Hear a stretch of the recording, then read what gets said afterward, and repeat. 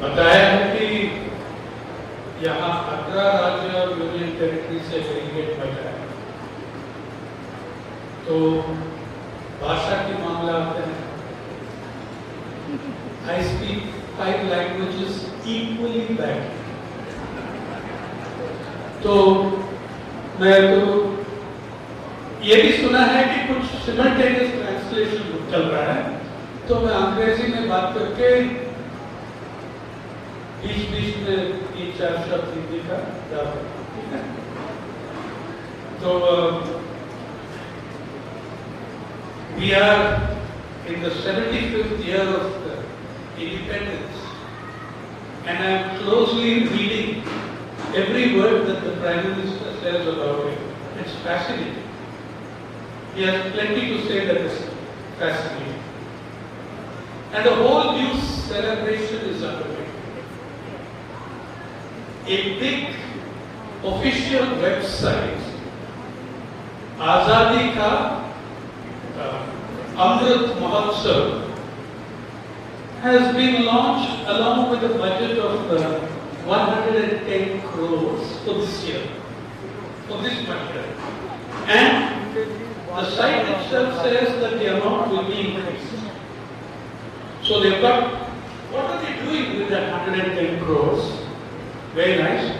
And I think that you should all take a lesson from it. In 4 days, you people are going to be having some 20-25 sessions.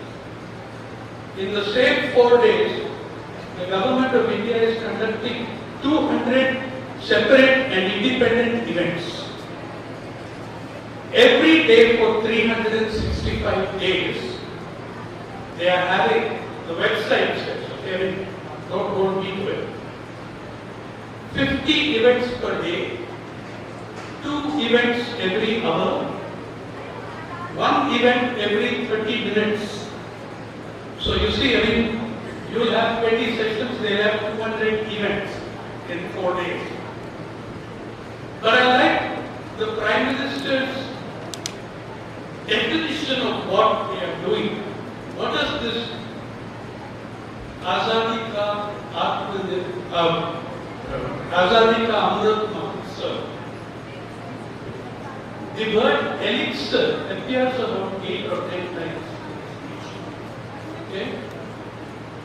The Prime Minister Modi tells me that this Azadi Ka Amrit Mahotsav, among other things, it implies imbibing the elixir of energy of independence, the elixir of inspiration of the warriors of the freedom struggle, the elixir of new ideas, and the elixir of Atmanirbharta.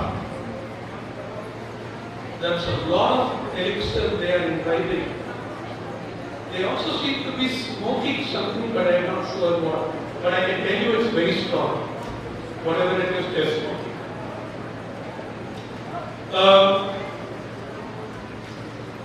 And it says that this year, this 50 into 365 days, nearly 2,000 events, which they will have, are meant to celebrate and commemorate 75 years of Indian independence and the glorious history of the people, the culture and their achievements. I find that fascinating because the people in charge of celebrating 75 years of independence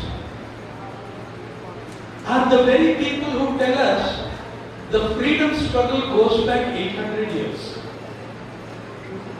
I mean, the freedom struggle goes back 800 years, not 200 years, not 250. It goes back 800 years. Even that I get more confused. Because they say this has never been communicated, meaning the extent of the glories of the Indian achievements. They have never been communicated, which is strange. Because the same people tell us that we had the internet 9,000 years ago. Anyway, in the 75th year of India, they give five issues which they say are central in that website. In the 75th year of independence, one, the freedom struggle. I'm totally with them on that. Two, section is called Ideas at 75.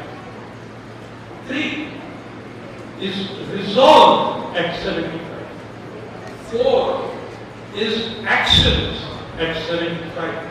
And five is Achievements at 75. So I went through 20 pages of the achievements. Each page has some 10, 12 events on it. I saw the first 250 events. All the achievements I saw are from the last 7 years, not from the last 75. They're not from the last 75 years, they're from the last 7 or 8 years.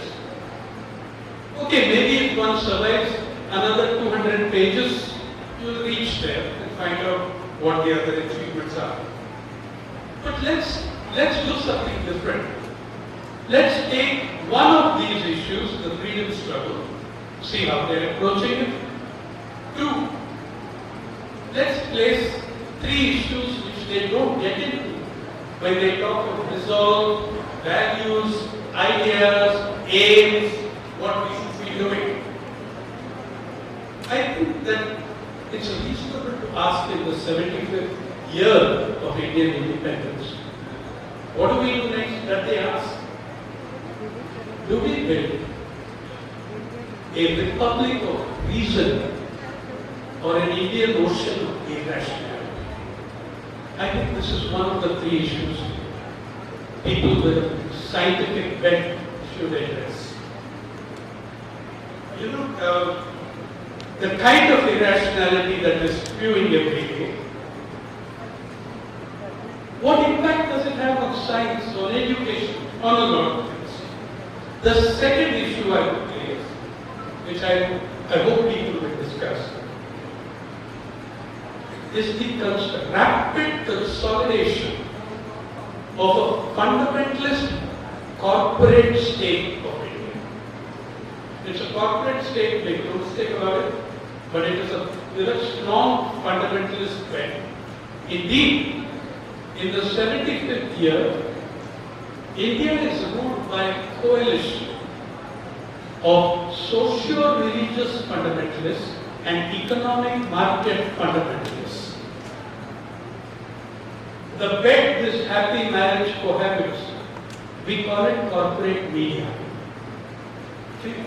Now, this consolidation of the corporate state that is happening so rapidly, what does it imply? I hope your 4 days of deliberations will look at it. What does the consolidation of the corporate state imply for science, for agriculture, for knowledge in the public domain, for history, for society, for the welfare state we promise to build in the directive principles of state policy in the Constitution we get. What does it do to the poor? What does it do to the Constitution itself? There are very specific fallouts from a corporate-led state that are different from the fallout of any other kind of formation.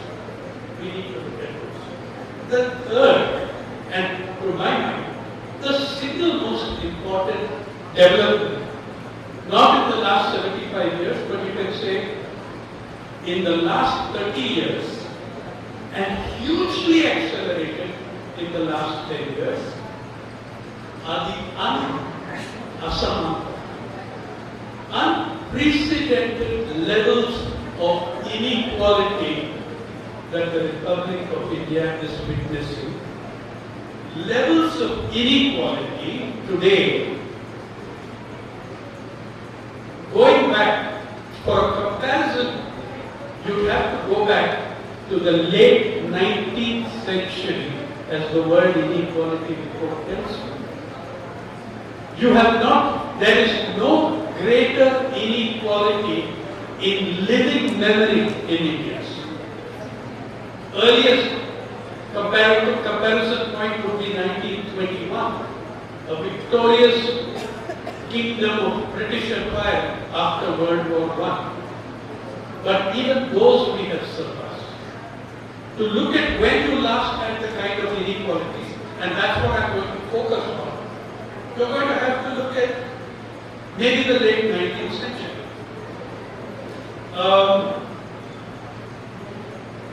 The Prime Minister tells me that we have also built the mother of democracy.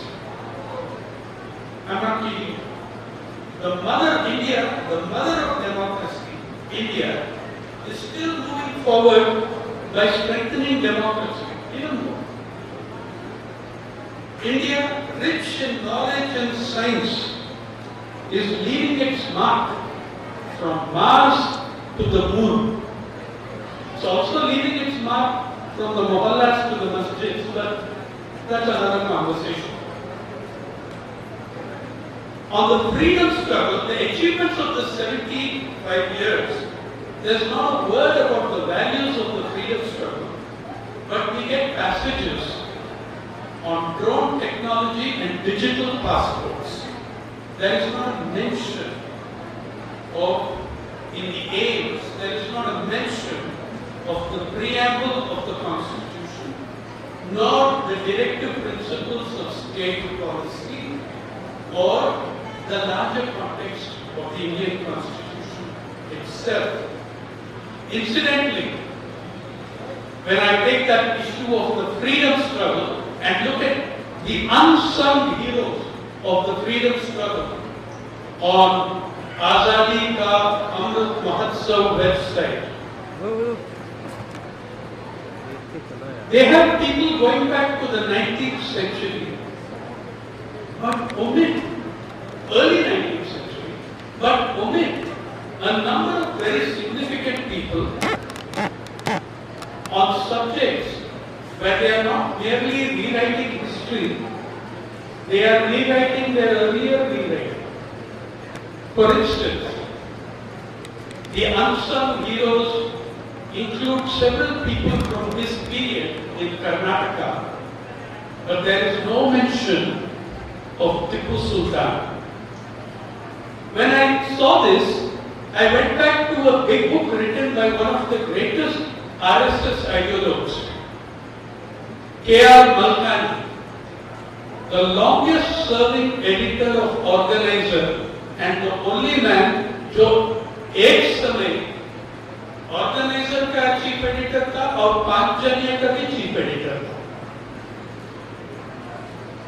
As late as 1990s, just as the new stage began, he did a survey and a study of Tipu Sultan, and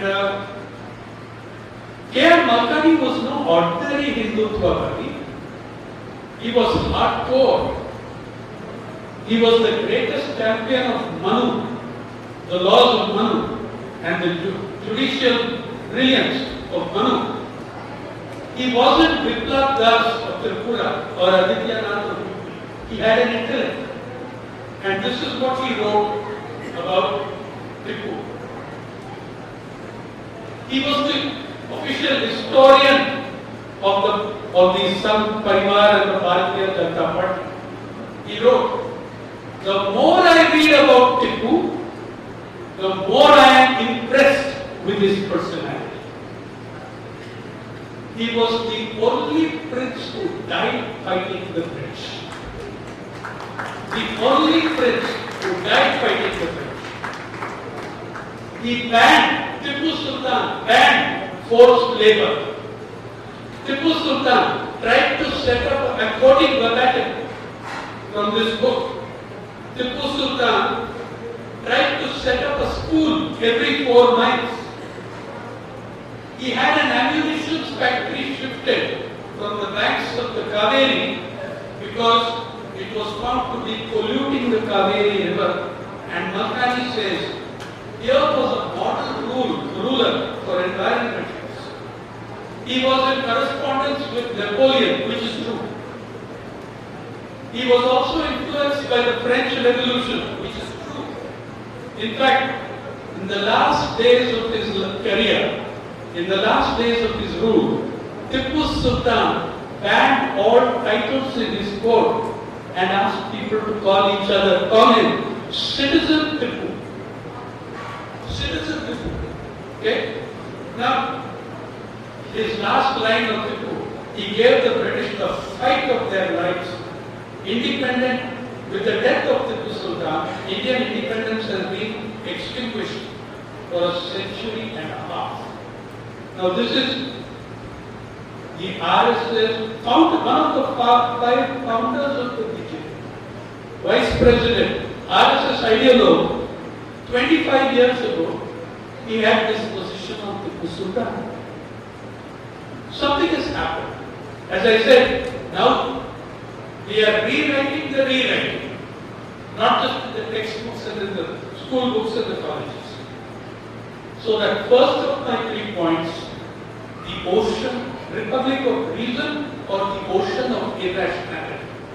Please understand that the Sangh Parivar, the people now ruling this country, have to promote irrationality, and they are very clear that the greatest enemy they have are not ordinary, everyday secularists. No, it is rationalists who are their worst enemy. Because rationalists give the game away. They stand up and challenge your gods and your deities and your superstitions, etc.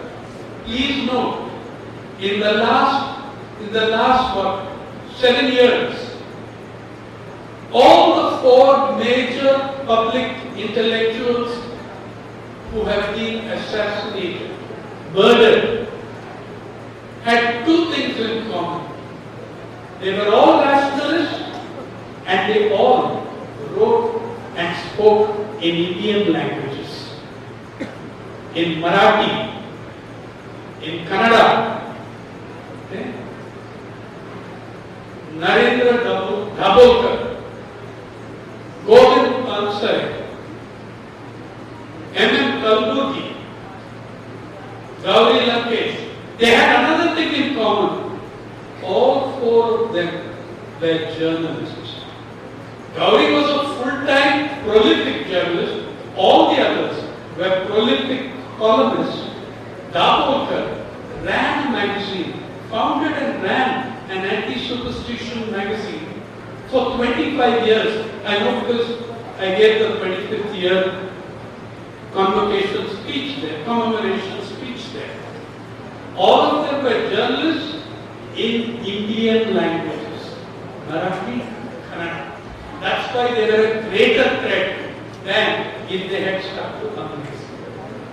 Second, they were all rationalists.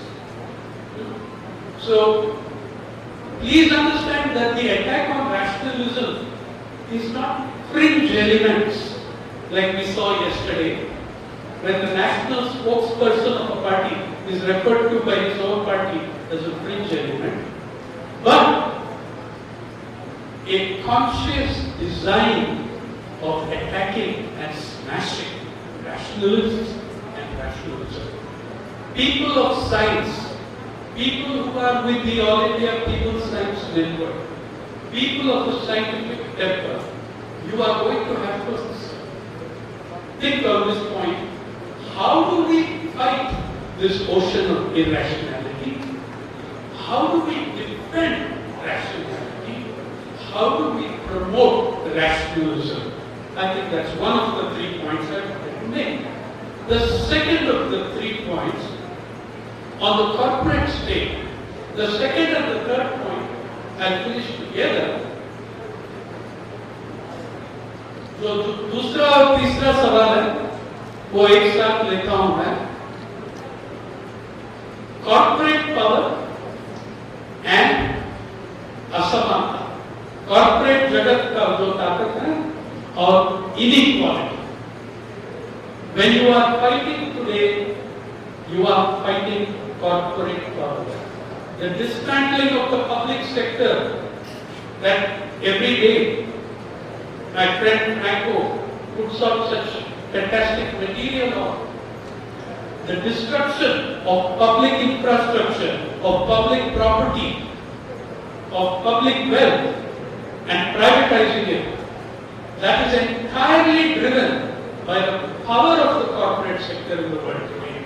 Please know this. Why, if you those 3 farm laws, you saw the giant protests in Delhi over the 3 farm laws. Why did the government, 2 questions, stick so strongly to those laws before it surrendered after 1 year? And 2, why did some of the top corporates in this country start building storage silos before even an ordinance was passed?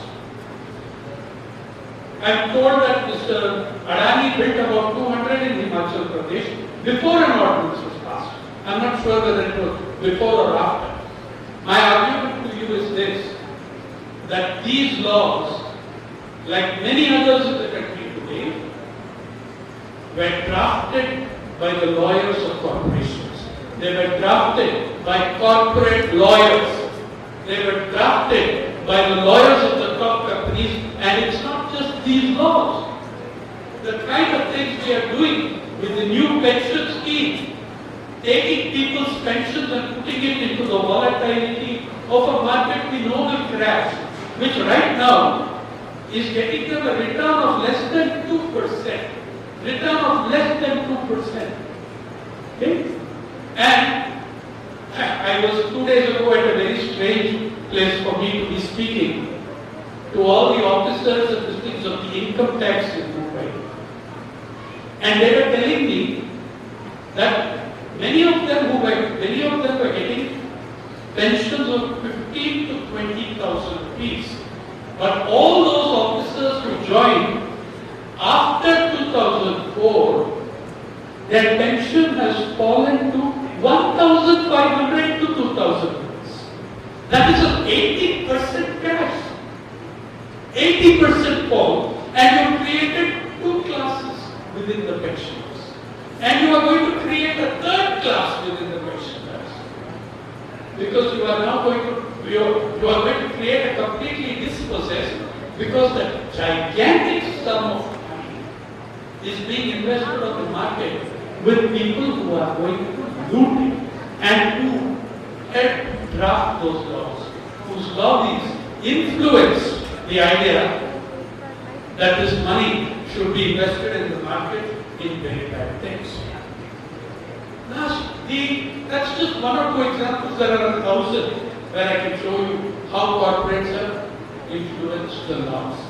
But I want to take up that main thing, which I think if we fail to address the corporate corruption and inequality, they are not going anywhere. You know, a magazine like Forbes ऐसा है, Forbes magazine है, international magazine, वो it is the oracle of global capitalism.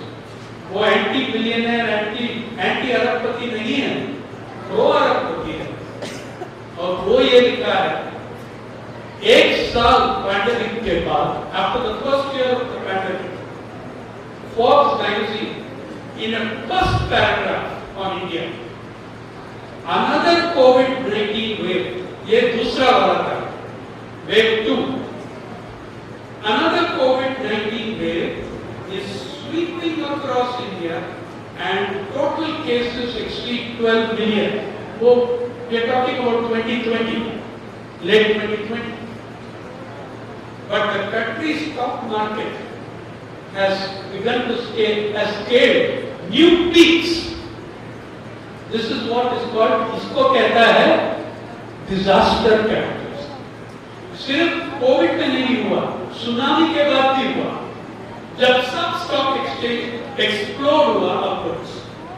Do you know, after the December 26, 2004 tsunami, 11 countries were savaged. 11 countries were smashed. Out of those 11 countries, 5 had major stock exchanges. The 5 major stock exchanges were Indonesia, JSC, Jakarta Stock Exchange; India, Bombay Stock Exchange, BSE; Thailand, SETI in Thailand; Composite Share Index of Colombo Stock Exchange; Malaysia, KLSE, Kuala Lumpur Stock Exchange. For 2 days, 3 days after the tsunami, they all collapsed. And then the Bombay Stock Exchange, which had never touched 5,000 points in its history, crossed 6,000, 7,000, 9,000 points. Today, in this time, it's gone to 60,000, 50,000 points. It never looked back. One great disaster did it for them, because your world is structured that way, capitalism is structured that way, that the misery of the few will benefit the many. उसका सबूत क्या है? उसका evidence क्या है? I'll tell you the evidence.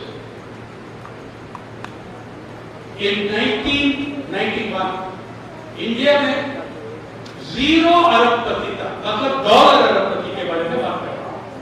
They had $0 millionaires in this country in 1991.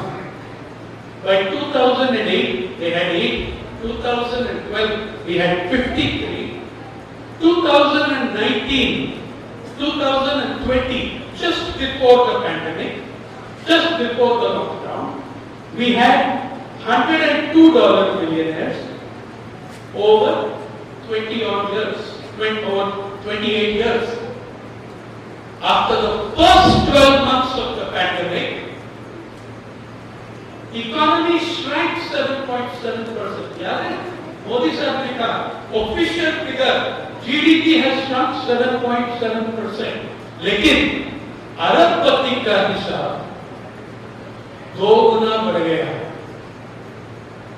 किसानों का income double नहीं हुआ जैसा वो वादा किया, लेकिन अरबपति का पूरा धन दौलत, the total wealth of India's billionaires, went from 102 to 140 in the first 12 months of the pandemic.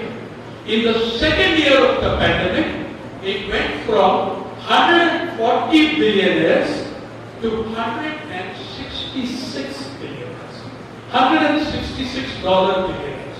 और भाई साहब, ये जो 164 लोग हैं, 66 लोग हैं, their total wealth is $794 billion. उसका मतलब है their wealth is equivalent to 27% of your gross domestic product. 27% of GDP, their wealth is equal to. That kind of inequality, that's what you understand. It goes back to the late 19th century. That far back it goes. That kind of inequality. You can even see how disaster capitalism works in those 12 months. Who were the gainers? Who were the new billionaires? Who gained most? Of course, number 1 and number 2, Ambani grew. Economy shrank 7.7%. Mukesh Bhai's wealth grew 129%, and Gautam Adani's wealth grew 167%. Now, the farmers' agitation was going on. No media of yours, no television channel, no newspaper told you why those farmers are taking har nara mein Ambani Murdabad, Adani Murdabad. Why were they shouting against these people? Because they knew where the money was going. Did any media tell you that in the year 2020-21, the total wealth of Mr. Ambani was equal to the GDP of Punjab? Punjab's GDP was $85.5 billion, 85.5 अरब dollar Punjab का GSDP gross state domestic product, Mukesh bhai का $10, रिलायंस का नहीं, उनका खुद अपना personal wealth 84.5 अरब dollar, $84.5 billion, and rising. Bajaj GDP was shrinking. This year, Mukesh Bhai is 103 Arab dollar, $103 billion. Punjab, it has slowed down. It's gone below that 85. Almost, and Mr. Adani is $113 billion, which is almost equal to Haryana's GDP. These are the figures. This kind of inequality, no society in the world historically can sustain that kind of inequality indefinitely. And you are seeing how it is, the kind of divides, the kind of inequalities are being used so that, when the economy shrinks 7.7%, 140 individuals, there were 166 individuals, their wealth went up by 98%. 98% in 1 year, and then more the next year. Now, who were the sectors that benefited? So clearly, Sundararaman will not be surprised to know that India reached in the latest rankings of the first year of the pandemic, 24 healthcare billionaires. 24. And the top वो health स्वास्थ्य वाला sector में 24 dollar अरबपति आ गया एक साल के अंदर. पहले कुछ 8-10 था, 24 था. और वो 24 में अगर आप टॉप 10 लेंगे, जो सबसे the people of the top 10 of those 24, हर दिन एवरेज पे हर दिन उसने कमाया, पैंडेमिक कोविड-19 का पहला साल में हर दिन उसने कमाया 5 बिलियन रुपीस पर डे, 5 अरब रुपया हर 24 घंटे एवरेज. ठीक है. और ऑनलाइन टेक्नोलॉजीज, इन पर बाइजू का वैल्यू 3 गुना बढ़ गया.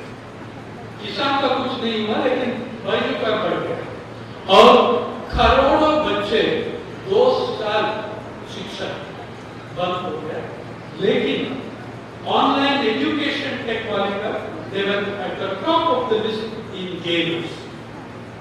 और ये देखिए, remember COVID-19 was quite a great leveler. I personally feel that COVID-19 gave us a brilliant, COVID-19 gave us a brilliant, unsparing autopsy of our society. The corpse is on the table. Every nerve, sinew, muscle, organ, bone is visible. You can see who we are, where we came from, and where we are going, what we are just now on that table. We can learn from that and build a republic of reason. Or we can claim, as the government of India does, that the entire world is jealous of us and engaged in a conspiracy to defend India, including such organizations as the World Health Organization, that has been unable to say boo to a goose in its existence.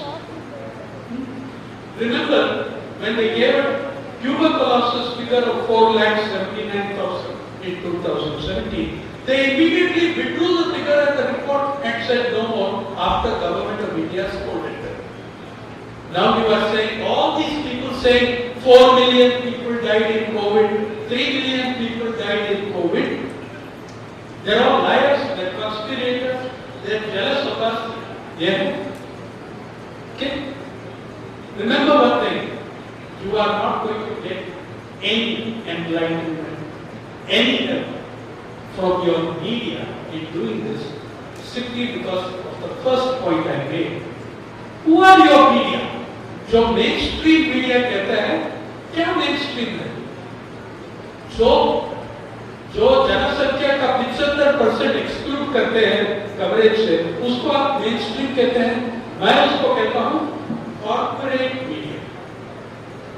Ambani Adani का नाम क्यों नहीं आया? वो जो farmer का, किसानों का नारा में था, वो क्यों नहीं आया अखबार में, चैनल पे? बिकॉज मुकेश भाई is the biggest owner of media in India.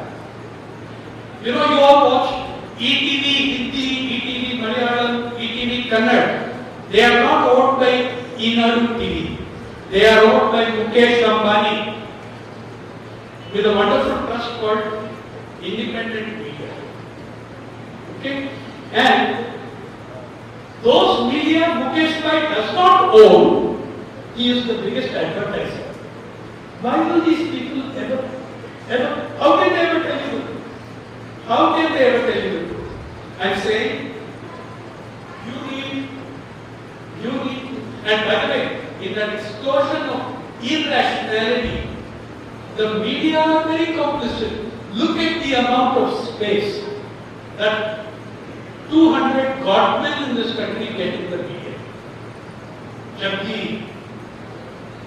there are too many names to go through. But I can tell you this, with one or two exceptions, her media का मालिक, all media proprietors have their personal godman or sadhmi or someone to teach them how to face life. These are people who know how to build life better than anyone, but they need spiritual scholars. So I'm saying this, in the 75th year of independence, when, look, in another 5 years, not a single freedom fighter is going to be alive. Your children and the generation to come, a generation of young children will never hear, listen to, speak to, or see a genuine freedom fighter. Many fake freedom fighters are being constructed. One I found was 3 years old in the Quit India movement. He's got a Kamara Patra and freedom fighter. Extraordinary child. Anyway, one, for your children's sake, if not for anything else, embrace the 75th year of independence and find out what freedom was about. I tell you, forget the fake freedom fighters. One of the greatest of them died in February. And he told me something that sums up our 75 years. एक sentence में पूरा summarise कर दिया। Captain भाव, उसका captain Elder brother, समझो captain दादा, तो एक लाइन में हमको कहा, I went to greet him as he entered his 100th year last year and congratulating him. Each year I tell him that, and each year he would correct me. I said, Captain Bhav, congratulations on so many years of freedom and independence. हमको रुक दिया, ऐसा नहीं। We fought for two things, Sainath ji. We fought for, हमें दो चीज के लिए लड़ाई की। We fought for freedom and independence. We achieved independence. Thus, we fought for freedom and independence. We achieved independence. 5 minutes के बाद उसने कहा, freedom is still the monopoly of it. You have to liberate freedom. So that's the first place. You can't do it without fighting irrationality. 2, you cannot change the system. अब उसने ये कहा, हमने आजादी के लड़ाई किया और स्वतंत्रता की। स्वतंत्रता, स्वराज्य तो मिल गया, आजादी तो नहीं। You need to fight for rationalism, to reclaim your history for your children and future generations. And people with a scientific effort, with a scientific approach, have a very great responsibility in doing that. 2, you have to confront and analyze everything through the prism of corporate power. अब media लेके freedom of expression ये सब भूल जाओ. The media are corporations. Analyze them as corporates. You analyze them in that way. Third, जैसे मैं कहा, you have to fight, you have to promote rationalism, and you have to fight the greatest inequality that Indian society has ever seen in science, in health, in education, in wealth. These are the three of the many challenges before that. But